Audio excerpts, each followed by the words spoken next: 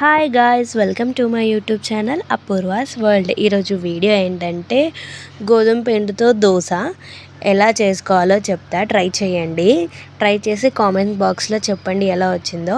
కొంచెం గోధుమ పిండి తీసుకొని అందులో కారం, ఉప్పు, ధనియాల పొడి ఇవన్నీ టేస్ట్ చూసుకుంటూ చేసుకోవాలి. అవన్నీ వేసుకున్న తర్వాత అందులోనే కొంచెం అల్లం వెల్లుల్లి పేస్ట్, మనం ఎగ్ మిక్స్ చేస్తాం కదా ఈ స్పూన్తో, ఆ స్పూన్ తీసుకొని కొన్ని వాటర్ పోసుకుంటూ కలుపుకోవాలి.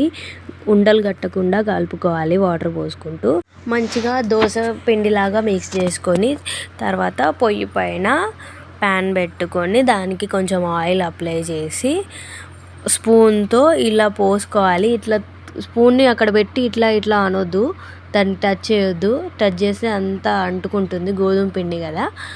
కాబట్టి అట్లా పైనుంచే పోసుకుంటూ పైన కొంచెం మళ్ళీ ఆయిల్ పోసుకుంటూ అది హీట్ అయిన తర్వాత మళ్ళీ రివర్స్ చేసుకొని కాల్చుకుంటే అయిపోయి ఇన్స్టెంట్గా దోశ కంప్లీటెడ్. మీ ఇంట్లో కూడా ట్రై చేయండి. ఎలా వచ్చిందో నాకు కామెంట్స్లో చెప్పండి.